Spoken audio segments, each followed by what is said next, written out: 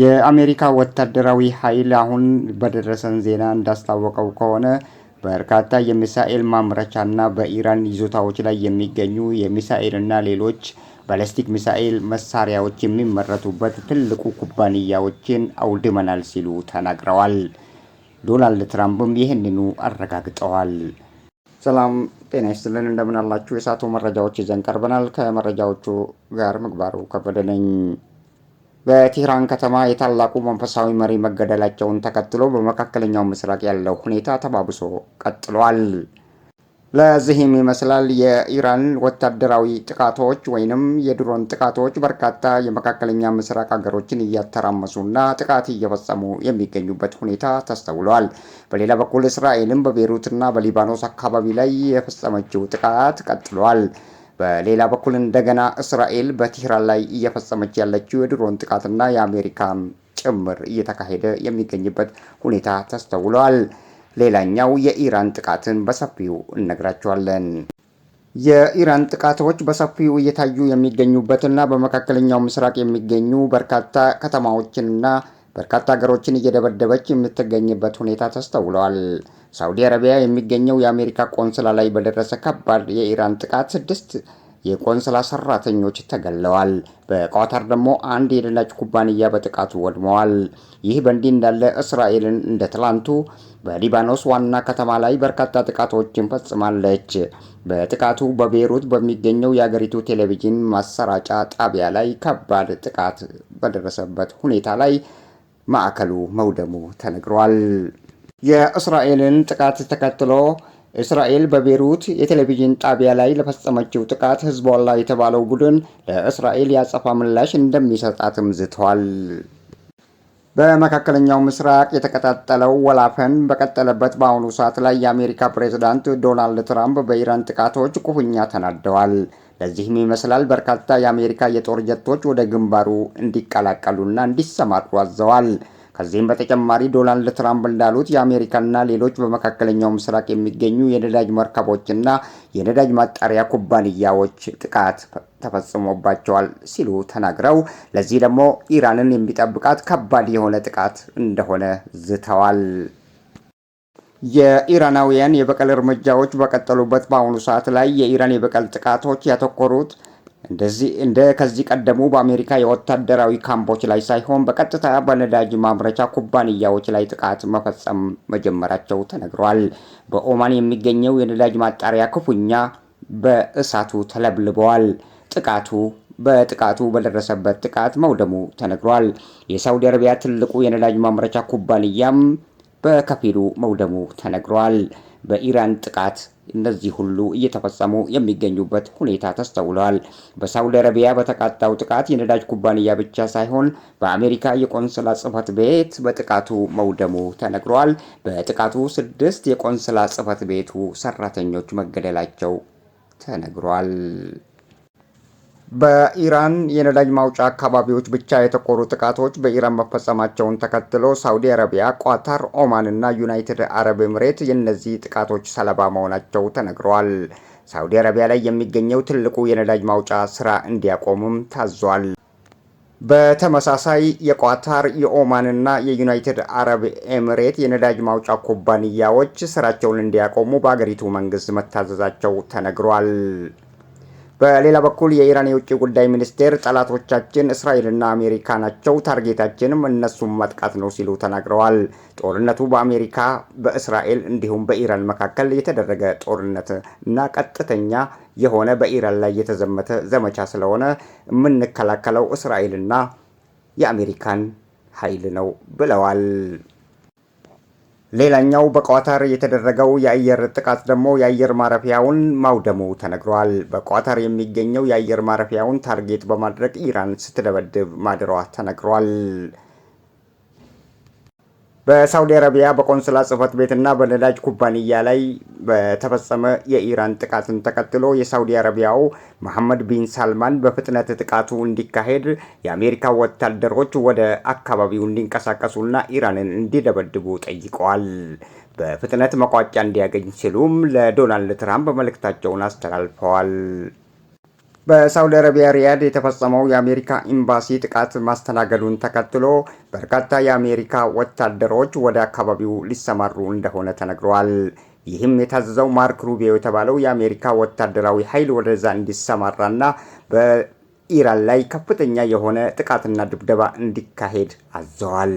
በሌላ በኩል ደግሞ ይህ በእንዲህ እንዳለ በቋታር የነዳጅ ማውጫ አካባቢ ላይ የደረሰው ጥቃት ከባድ እንደሆነ ተነግሯል። ራስ ላፋን የተባለ የነዳጅ ትልቁ ነዳጅ ማውጫ በኢራን በደረሰ ከባድ ጥቃት መውደሙ ተነግሯል። በመካከለኛው ምስራቅ ኢራን እየፈጸመች ያለችው የተለያዩ ከተሞችና የተለያዩ አገሮችን እየደበደበች በሚገኝበት በአሁኑ ሁኔታ ላይ የነዳጅ ኩባንያዎች በሙሉ ምርታቸውን ለማቆም የተገደዱበት ሁኔታ ተስተውሏል። በመካከለኛው ምስራቅ ያሉ ሀገሮች በዚህ ምክንያት የዓለም ነዳጅ ዋጋ በ50% መጨመሩ ተስተውሏል።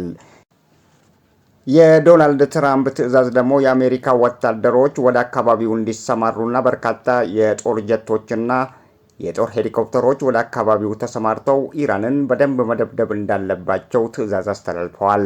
በትዕዛዙ መሰረት በርካታ የጦር ጀቶችና ሰራዊቱ ወደዛ ሊንቀሳቀስ እንደሆነ ተነግሯል።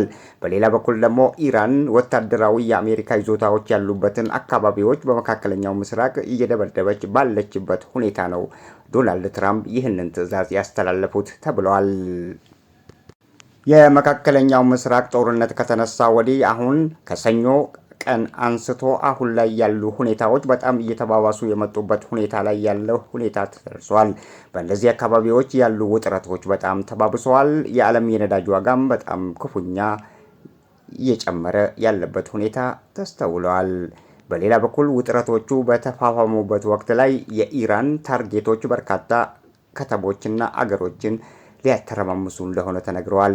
በኢራን ጥቃት የደረሰባቸው ሳውዲ አረቢያ፣ ቋታር፣ ኦማን እና ዩናይትድ አረብ ኤምሬት መንግስታቸው ኢራን የምታደርገው ጸብ አጫሪነት እንደሆነ ተናግረው ኢራን ከእንደዚህ አይነት ድርጊቶች የሉዓላዊ ሀገርን ደፍራ እንዲህ አይነት አጸያፊ ተግባራቶችን ከመፈጸም ወደኋላ ልትል ይገባታል ሲሉ ገልጸዋል። በሌላ በኩል ሩሲያ ጦርነቱን ልትቀላቀል ሀሳብ እንዳላት ተነገረ። የሩሲያው ፕሬዝዳንት ቭላዲሚር ፑቲን እንዳሉት ጦርነቱ ሊያቀላቀላቸውና ጦርነቱ ሊሳተፉ እንደሚችሉ ከወዲሁ እየተናገሩ የሚገኙበት ሁኔታ ተሰምተዋል። ሌሎች እንደ ጃፓን እና ሌሎች ሀገሮች እንደ ሳውዝ ኮሪያ፣ ሰሜን ኮሪያ ያሉ ሀገሮችም በጦርነቱ ሊሳተፉ እንደሚችሉ ከወዲሁ ግምት እየተሰጠ የሚገኝበት ሁኔታ ተሰምቷል። በእንደዚህ አይነት ሁኔታ ጦርነቱ የሚቀጥል ከሆነ ሁለተኛው ዓለም ጦርነት ከዚህ ቀደም የተነሳው በእንደዚህ አይነት ሁኔታ ስለሆነ ሶስተኛው የዓለም ጦርነት ሊቀሰቀስም ይችላል የሚል በርካቶች ግምታቸውን እየሰጡ ይገኛሉ። ይህ ጦርነት በመካከለኛው ምስራቅ የተነሳው ወላፈን በእንደዚህ አይነት ሁኔታ የሚቀጥል ከሆነ በርካታ ሀገሮች ኢራን ጎን በመቆም ጦርነቱን ሊቀላቀሉ እንደሚችሉ ከወዲሁ ግምት እየተሰጠ የሚገኝበት ሁኔታ ተደርሷል። ሩሲያ፣ ሰሜን ኮሪያ እንዲሁም ጃፓን ጦርነቱን ሊቀላቀሉ ይችላሉ የሚል ግምትም እየተሰጠ የሚገኝበት ሁኔታ ላይ ተደርሷል። እነሱ ከተቀላቀሉ ደግሞ ሁኔታዎች እንደሚበላሹም እየተነገረ ነው። ከኢራን ጎን ለመሰለፍ ሀሳብ ያለው ካለ ይሄ ደግሞ የማያዋጣው መንገድ ስለሆነ ከወዲሁ ሊታቀቡ ይገባቸዋል ሲሉ አስጠንቅቀዋል። የሩሲያው ፕሬዝዳንት ቭላዲሚር ፑቲን ደግሞ ጋራችን ኢራን እየተደበደበች፣ እየቆሰለች፣ እየደማች በርካታ በደሎች እየደረሱባት ጸጥ ብለን የምናይበት ሁኔታ የለም ሲሉ ተናግረዋል። የጃፓኑ መሪ ደግሞ ጦርነቱ በአስቸኳይ እንዲቆምና በመካከለኛው ምስራቅ ያለው ሁኔታ እንዳይባባስ ከወዲሁ አስጠንቅቀዋል። የሰሜን ኮሪያ ፕሬዝዳንትም በዚሁ ልክ አስጠንቅቃቸዋል። ምክንያቱም በእንደዚህ አይነት ሁኔታ የሚቀጥል ከሆነ የዓለም የነዳጅ ዋጋና ሌሎች በርካታ ነገሮች ሊስተጓጎሉ እንደሚችሉ ከወዲሁ ስጋት እየገባቸው እንደሆነ ተነግሯል። የሩሲያው ፕሬዝዳንት ቭላዲሚር ፑቲንም አሜሪካና እስራኤልን እያስጠነቀቁ ያሉበት ሁኔታ ተሰምቷል። የሩሲያው ፕሬዝዳንት ቭላዲሚር ፑቲን አሜሪካና እስራኤል ከእኩይ ተግባራቸው ታቅበው ሰላም ለኢራን እንዲሰጡ ሲሉ ጥሪያቸውን አስተላልፈዋል። ይህ የማይሆን ከሆነ ደግሞ ሌላ የሚከተለው ነገር በጣም አስፈሪና ለዓለማችን የሚያስፈራ ሁኔታዎች ከወዲሁ ሊያጋጥሙ እንደሚችሉ ስጋታቸውን ገልጸዋል። የተባበሩት የዓለም መንግስታት ደግሞ እነዚህ ኃይሎች ጥቃቱን አቁመው በሰላማዊ መንገድ በሰላም በድርድር ሁኔታዎችን ለዘብ እንዲያደርጉና በመካከለኛው ምስራቅ የተነሳው ወላፈን ሌሎች ከተሞችና ሌሎች ሀገሮችን ሳያዳርስ በአጭሩ መቋጨት እንዳለበት ከወዲሁ አስጠንቅቀዋል። የአሜሪካው ፕሬዝዳንትና የእስራኤል ጠቅላይ ሚኒስትር ቤንያሚን ኔታንያሁም ጦርነቱን የሚቀጥልበት ሁኔታ ሳይሆን ጦርነቱ የሚቋጭበትን ሁኔታ ላይ ማሰብ እንዳለባቸው ከወዲሁ አስጠንቅቋቸዋል። በሌላ በኩል ይህ በእንዲህ እንዳለ ደግሞ በርካታ ሌሎች ሀገሮች በአሜሪካና በእስራኤል ጎን ለመቆም እንደሚችሉ ተነግሯል። ይህም የሚሆነው ሰሜን ኮሪያ እንዲሁም ጃፓን እንዲሁም ሩሲያ ጦርነቱን የሚቀላቀሉ ከሆነ እንግሊዝ፣ ፈረንሳይ እና ሌሎች የአውሮፓ ሀገሮችም ከአሜሪካና ከእስራኤል ጎን ቆመው ጦርነቱን ሊያባብሱና ቤንዚል በላዩ ላይ ሊጨምሩና ጦርነቱ ወደማይፈለግበት ሁኔታ ላይ ሊያደርሱ ይችላሉ የሚል ሀሳብ ከወዲሁ ተሰንዝሯል። በርካታ የዓለማችን ስጋቶች በአሁኑ ወቅት ላይ በመካከለኛው ምስራቅ የተነሳው ወላፈን እልባት አግኝቶ በእልባቱ መሰረት በሰላምና በድርድር ሁኔታዎች እንዲቋጩ ሲሉ እየጠየቁም የሚገኙበት ሁኔታ ላይ ተደርሷል። የአሜሪካው ፕሬዝዳንት ዶናልድ ትራምፕ ግን ዛሬ ላይ እየተናገሩ የሚገኙት ትላንት ጦርነቱ የተጀመረበትን ሁኔታ ሳይናገሩ አሁን ላይ ኢራን የኒኩለር ማበልጸጊያ የተባለውን ስፍራዎችን ማውደም አለባት፣ ኒኩለር መጠቀም የለባትም፣ ኒኩለር ማበልጸጊያ ቦታዎች ደግሞ መውደም አለባቸው በሚል ሀሳብ ግትር ብለው እየተናገሩ የሚገኙበት ሁኔታ ነው እየተሰማ ያለው። ፕሬዚዳንት ዶናልድ ትራምፕ ትላንት ግን የአሜሪካ ጦር ጀቶች ኢራንን የሚደበድቡበት ዋናው ሁኔታ ኢራን የምታደርጋቸው የሰብአዊ መብት ረገጣዎች እንዲቆሙና ኢራናውያን በአሁኑ ወቅት ላይ የመንግስት ለውጥ እንዲያመጡና በመንግስት ለውጥ ደግሞ ራሳቸውን ችለው የራሳቸው ነገር እንዲያስተዳድሩ እነዚህ የነበሩ ወታደራዊ አዛዦችና መሪዎች ሁሉ መውደም አሉባቸው በማለት ጦርነቱን መቀላቀላቸው ይታወሳል። አሁን ላይ ግን እያሉ ያሉት የኒኩለር ማበልጸጊያ ቦታዎች አሁንም በኢራናውያን እየተሰሩና እየተበለጸጉ የሚገኙበት ሁኔታ ስላለ እነዛ ተቋማት ደግሞ መውደም አለባቸው። የኒኩለር ጣቢያዎቹ እስካልወደቡ ድረስ ጦርነቱ በኢራን ላይ የሚካሄደው ይቀጥላል ሲሉ ዝተዋል። በሌላ በኩል የተባበሩት መንግስታት ድርጅት ዋና ኃላፊና የአሜሪካ ሲአይኤ ድርጅት ዋና ኃላፊ የበኩላቸውን አስተያየት በአሜሪካ ዶናልድ ትራምፕ በሚያደርገው በመካከለኛው ምስራቅ ከእስራኤል ጎን ቆሞ የሚያደርገው ጦርነት መቆም አለባቸው ሲሉ ተናገሩ። የሚሉትና ትራምፕ የሚያደርገው በመካከለኛው ምስራቅ ጸባጫሪነት ነው ሲሉ የተናገሩት ሁኔታ አለ። ይህንን መረጃ ያጠናከረልን ሰለሞን አባተ ነው። እስቲ ሰለሞን፣ እስቲ ምንድነው ያሉት? እስቲ ንገረን። እነዚህ ሁለቱ ባለስልጣናት እስቲ ምንድነው የተናገሩት ስለ አሜሪካ መሳተፍ፣ ጦርነቱን መቀላቀል ማለት ከእንትን ጎን ቆማ ከእስራኤል ጎን ቆማ የምታደርገው ጦርነት ምንን የተመለከተ ነው ብለው ነው ያነሱት ወይስ ምን አይነት አስተያየት ነው የሰጡት? እስቲ ንገረን። አሁን ላይ እየተባለ የሚገኘው የአሜሪካ ወታደሮች እዛ አካባቢ ላይ መስፈራቸው ትክክል አይደለም፣ ከኢራን ጋር የሚደረጉ ጦርነቶች መቆም አለባቸው። ምንን በተመለከተ ሁኔታ ነው የጦርነት እየተካሄደ ያለው ብለው ነው ሁለቱም የተባበሩት የዓለም መንግስታትና እንዲሁም የአሜሪካ ሲአይኤ ድርጅት ዋና ኃላፊው እየገለጹበት የሰማ ናቸው። እና ጦርነቱ ከእስራኤል አጠገብ ቆመው መዋጋት የሌለባቸው እና ዓላማ የሌለው ጦርነት ነው፣ ስለዚህ ማቆም አለባቸው ሲሉ ነው የተናገሩት። ጦርነቱ ዓላማ የሌለውና አሜሪካ የምታደርገው ጸባጫሪነት እንደሆነ ነው የገለጹት። ምክንያቱም አሁን የኢራን የኑክሌር ጣቢያዎቹና ኑክሌር ማመንጨቱ አቅሟ በአሁኑ ወቅት ላይ እየተካሄደ ያለው ሁኔታ እንደሚያመለክተው ከሆነ ኢራን በሰላም ነው ያለችው። የኒኩለር ጣቢያዎችና የኒኩለር መጠኑም በተረጋጋና በሰላም መንገድ ነው ያለው። ስለዚህ ይሄ ጸባጫሪነት ነው፣ በኢራን ላይ የሚደረገው ጦርነት ከወዲሁ መቆም አለበት ሲሉ ነው የተናገሩት። የተባበሩት መንግስታት ድርጅት ኃላፊው አክለውም እንዳለው እስራኤል ራሷን መከላከል ትችላለች። ከእስራኤል ጎን ቆሞ የሚደረገው በመካከለኛው ምስራቅ አካባቢ የሚደረገው ጦርነት ግን አግባብ የሌለውና ጸባጫሪነትን ጎላ አድርጎ የሚያሳይ ነው። ስለዚህ ሌሎች ሀገሮችም በእነዚህ አይነት ሁኔታ ተሳትፈው ጦርነቱ ወደ ሌላ አካባቢዎች እያመራ እያለ እናየዋለን። ሌሎች ከተሞችና ሌሎች ሀገሮችን ጣልቃ እንዲገቡ እየገፋፋን ያለው ኢራን የምታደርጋቸው ከሳውዲ አረቢያ ጋር ከኩዌት፣ ኳታር እንዲሁም ሌሎች አካባቢዎች ላይ በሚሰነዘረው ጥቃት በአካባቢ ያሉ የገልፍ የመካከለኛው ምስራቅ ከተሞችና ሀገሮች ሊነሱ ስለሚችሉ ጦርነቱ ወደ ሌላ ነገር ሊያመራ ይችላል። ስለዚህ ከወዲሁ መታቀብ አለባቸው ሲሉ ነው ያስጠነቀቁት። በሌላ በኩል አሜሪካ የምታደርገው ጣልቃ ገብነት ነው። እስራኤልና ኢራን ጎረቤት ናቸው። በፈለጉበት ሰዓት ላይ ይጣላሉ። ከዛ ደግሞ በመሀላቸው እርቅ መጥቶ በእርቅ ነገሮች ሊፈቱ ይችላሉ። ግን አሜሪካ ከዛ ተነስታ መጣ እዚህ የምታደርገው ከእስራኤል ጎን ቆማ የምታደርጋቸው ድብደባዎች የማይገቡና በፍጹም ተቀባይነት የሌላቸው ናቸው ሲሉ ነው የተናገሩት።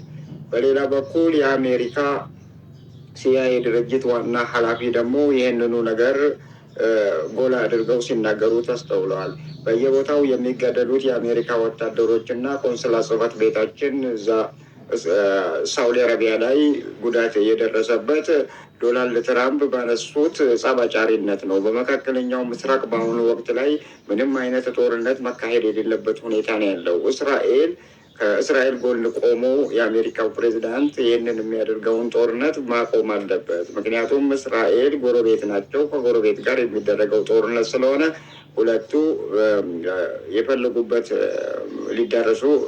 የትም ሊደርሱ በማይችሉበት ሁኔታ ነው ያለው። ስለዚህ አሜሪካ ዛሬ ላይ ከእስራኤል ጎን ቆማ ይህንን ጦርነት መቀላቀል የሌለባት ሆኖ ሳለ አሜሪካ ግን ጦርነቱን ተሳትፋ የኑክሌር ጣቢያዎችን ለማውደም ተብሎ ከዚህ ቀደም በተደረገው ዘመቻ እናውቃለን።